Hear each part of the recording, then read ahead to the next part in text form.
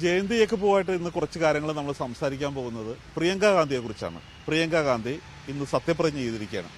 Jayan sir, എങ്ങനെയാണ് പ്രിയങ്ക ഗാന്ധിയുടെ സത്യപ്രതിജ്ഞയ്ക്ക് ശേഷം അവർ പാർലമെന്റിൽ എത്തിക്കഴിയുമ്പോൾ ഒരു കോൺഗ്രസിന് ഒരു പുനരുജ്ജീവനം ഉണ്ടാകുമോ?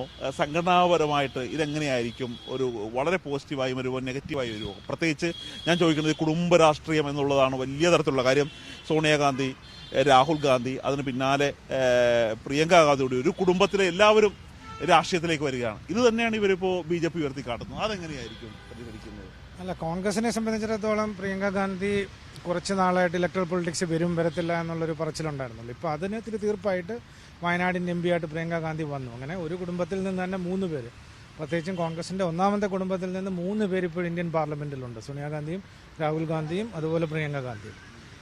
കോൺഗ്രസ് പ്രവർത്തകരെ സംബന്ധിച്ചിടത്തോളം പ്രത്യേകിച്ച് കേരളം, ദക്ഷിണേന്ത്യ പോലെയുള്ള സംസ്ഥാനങ്ങളിൽ ഗാന്ധി കുടുംബത്തിൻ്റെ പേര് ഇപ്പോഴും ഒരു വലിയ രീതിയിൽ നിലനിൽക്കുന്നതിനാൽ അതൊരു കോൺഗ്രസ്സുകാരെ സംബന്ധിച്ചിടത്തോളം, പ്രവർത്തകരെ സംബന്ധിച്ചിടത്തോളം, അണികളെ സംബന്ധിച്ചിടത്തോളം അതൊരു സന്തോഷകരമായ ഒരു കാര്യമാണ്. സാർ, ഞാനിപ്പോൾ ഒരു കാര്യം, ഇപ്പം നമ്മുടെ ക്യാമറാമാൻ രാജേഷ് വടകര തന്നെ പറയുകയായിരുന്നു, അവർ ഷൂട്ട് ചെയ്യാൻ പോകുമ്പോൾ, ഒരു വടകരയിലും നമ്മുടെ ഈ വയനാട് മണ്ഡലത്തിലൊക്കെ ഷൂട്ട് ചെയ്യാൻ പോകുമ്പോൾ ആളുകൾ ഇങ്ങനെ സ്നേഹം കൊണ്ട് പൊതിയാണ് പ്രിയങ്ക ഗാന്ധിയെ. കാര്യം നമ്മൾ നേരത്തെ കണ്ടിട്ടുള്ളതാണ്, ഈ സോണിയാഗാന്ധി ആദ്യമായി ഈ രാജീവ് ഗാന്ധിയുടെ വധത്തിന് ശേഷം അവർ രാഷ്ട്രീയത്തിലേക്ക് ഇറങ്ങുന്ന സമയത്ത് അന്ന് ഒരു ചിരി തൂകി ഉണ്ടായിരുന്ന ഒരാളാണ് പ്രിയങ്ക. മാത്രമല്ല, ഈ രാഹുൽ ഗാന്ധി അല്ല, പ്രിയങ്കയാണ് രാഷ്ട്രീയത്തിലേക്ക് വരുന്നത്. കാര്യം പ്രിയങ്ക ഗാന്ധി ഒരു കരിസ്മ, ഇന്ദിരാഗാന്ധിയുടെ ഒരു ലുക്ക്, ഇതൊക്കെ നോക്കിയിട്ടായിരുന്നു വന്നിരുന്നത്. മാത്രമല്ല, ഈ രാഹുൽ വലിയൊരു ബാഗേജുമായിട്ടാണ് വരുന്നത്. അന്ന് 10 വർഷത്തെ സർക്കാരിൻ്റെ ഭരണത്തിൻ്റെ അവസാനത്തിൽ 2G അഴിമതി, ആദർശ ഫ്ലാറ്റ് കുംഭകോണം, ഇങ്ങനെയുള്ള കുറേ അഴിമതിയുടെ ഒരു പാവക്കറയും ഭണ്ഡാരവും ഉണ്ടായിരുന്നു. പക്ഷെ ഒന്നും ആയില്ലെങ്കിൽ പോലും അങ്ങനെ ഒരു ക്ലീൻ സ്ലേറ്റിൽ തുടങ്ങാൻ പോകുന്നത് എങ്ങനെയായിരിക്കും ഒരു ഗുണം ചെയ്യുന്നത് ഒരു നേതാവെന്ന രീതിയിൽ? അല്ല, ഇവർ രണ്ടുപേരിലും പ്രിയങ്ക ഗാന്ധിയാണ് കുറച്ചുകൂടെ ഒരു സ്വാഭാവിക നേതാവെന്ന് പറയുന്നത്, ഒരു നാച്ചുറൽ ലീഡർ. പ്രത്യേകിച്ചും ഇന്ദിരാഗാന്ധിയെ പോലെയൊക്കെയുള്ള ഒരു കരിസ്മയൊക്കെ ഉള്ള ഒരു മുഖഭാവവും അതുപോലെ തന്നെ സംസാര രീതികളും ജനങ്ങളോട് ഇടപഴകാനുള്ളൊരു താല്പര്യമൊക്കെ ഉള്ളൊരു നേതാവ് പ്രിയങ്ക ഗാന്ധി തന്നെയാണ്.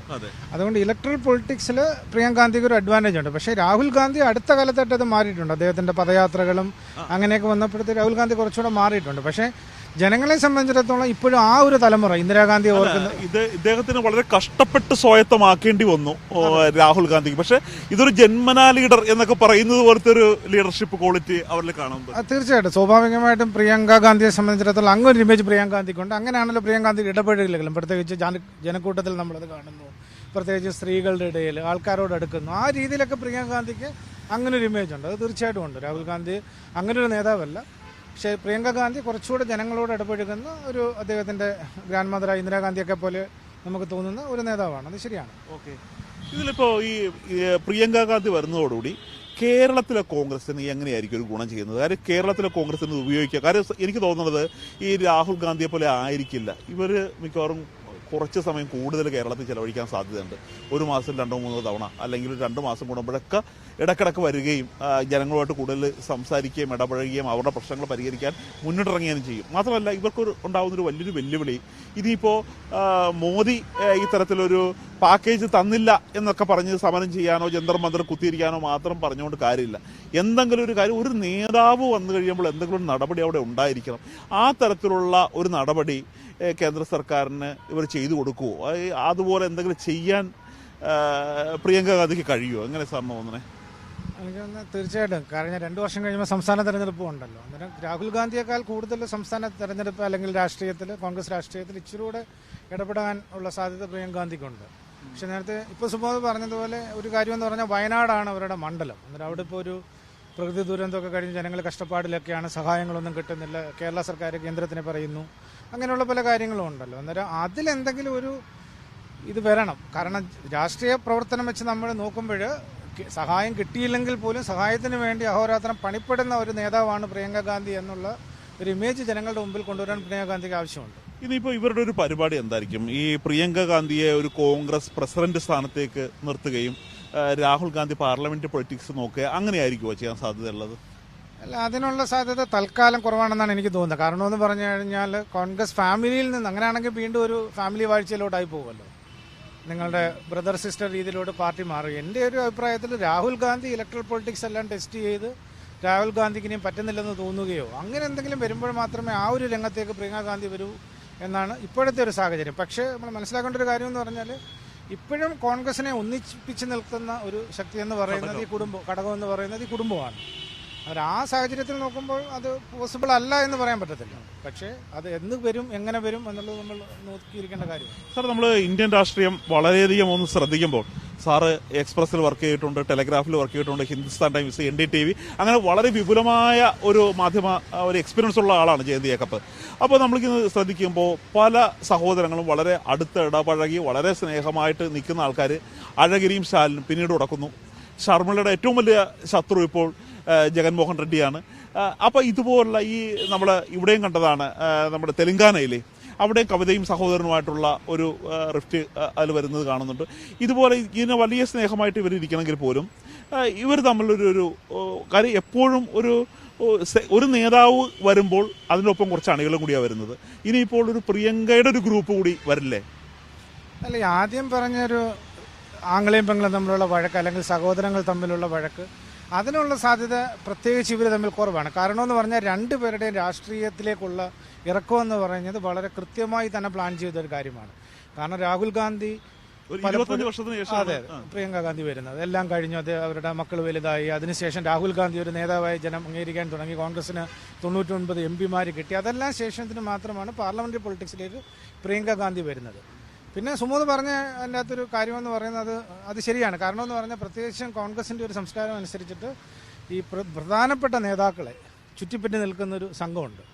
അന്നേരം അവരാണ് കൂടുതലും ഈ പാർട്ടിയെ കൺട്രോൾ ചെയ്യുന്നത്. അതെ, അവരൊരു കൺട്രോൾ ചെയ്യുമല്ലോ. കാരണം പ്രത്യേകിച്ച് അന്നേരം ആ രീതിയിലുള്ളൊരു പടലപിടക്കമൊക്കെ അവർ തമ്മിലുണ്ടാകാനുള്ള സാധ്യതയുണ്ട്. കാരണം എന്ന് പറഞ്ഞാൽ ആരാണ് സോണിയാഗാന്ധിയോട് അടുപ്പം, അല്ലെങ്കിൽ ഇതൊക്കെ നമ്മൾ പണ്ടേ കേൾക്കുന്നതാണ്. ഇപ്പോൾ രാഹുൽ ഗാന്ധിയോട് അടുപ്പമുള്ള 2 നേതാക്കൾ പ്രിയങ്ക ഗാന്ധിയുടെ അടുപ്പമുള്ളവരാണോ? ആ ഒരു രീതിയിലുള്ള ഒരു കോൺഗ്രസിൻ്റെ ഒരു പൊതുവായൊരു സംസ്കാരമുണ്ട്. അത് ഒരുപക്ഷെ ചിലപ്പം മാറിയേക്കാം. കാരണം അപ്പുറത്ത് അങ്ങൊരു സംസ്കാരം നമ്മൾ കാണുന്നില്ല. അതുകൊണ്ട് ഒരുപക്ഷെ അങ്ങനെ മാറിയേക്കാം.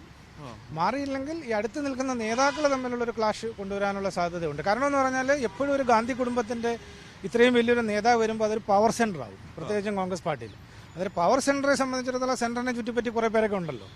അന്നേരം അവരെങ്ങനെ മറ്റൊരു കാര്യം നമ്മൾ ശ്രദ്ധിക്കേണ്ടത് വെച്ചാൽ, ഇപ്പോൾ പ്രിയങ്ക ഗാന്ധി വരുന്നു എല്ലാം ശരിയാകും എന്നൊക്കെ പ്രതീക്ഷിക്കാൻ പറ്റില്ല എന്നാണ് പഴയ അനുഭവങ്ങൾ കാണുന്നത്. കാര്യം UP തെരഞ്ഞെടുപ്പിൽ കോൺഗ്രസ് ഒറ്റയ്ക്ക് മത്സരിക്കുന്ന 5 സീറ്റ് പോലും കിട്ടാത്ത ഒരവസ്ഥ ഉണ്ടായിരുന്നു. അപ്പോൾ ഈവൻ ഇപ്പോൾ ഹരിയാന വിജയം മന്ത്രിമാരവരെയൊക്കെ തീരുമാനിക്കുന്ന അവസ്ഥയിലേക്ക് കാര്യങ്ങൾ എത്തിയായിരുന്നു.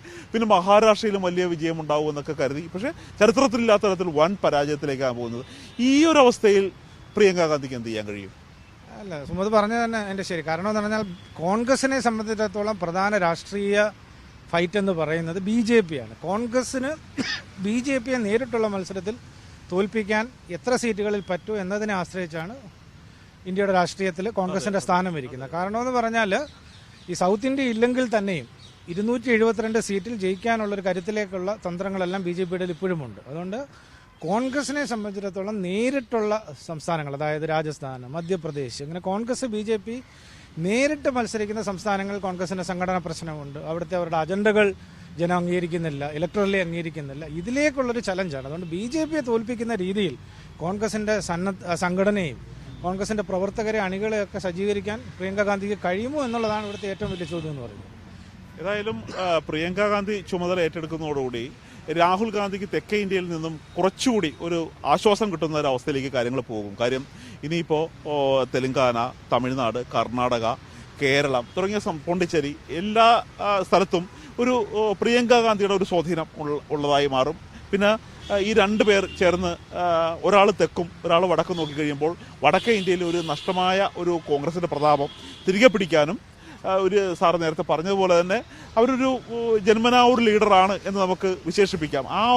അവരുടെ ഒരു കരിസ്മ കൊണ്ട് തെക്കേ ഇന്ത്യയിലും അങ്ങനെ കോൺഗ്രസിൻ്റെ ഒരു സുവർണകാലത്തിലേക്ക് കൈപിടിച്ച് നടത്താൻ ഈ പ്രിയങ്ക ഗാന്ധിയുടെ വരവ് ഇടയാക്കും എന്ന് തന്നെയാണ് നമുക്ക് പ്രതീക്ഷിക്കാൻ കഴിയുന്നത്. അല്ലേ? അങ്ങനെ അവസാനിപ്പിക്കാം. അല്ല, എനിക്ക് അങ്ങനെ തോന്നുന്നില്ല. കാരണം എന്ന് പറഞ്ഞാൽ ദക്ഷിണേന്ത്യയെ സംബന്ധിച്ചിടത്തോളം കോൺഗ്രസിന് നേതൃത്വമുണ്ട്.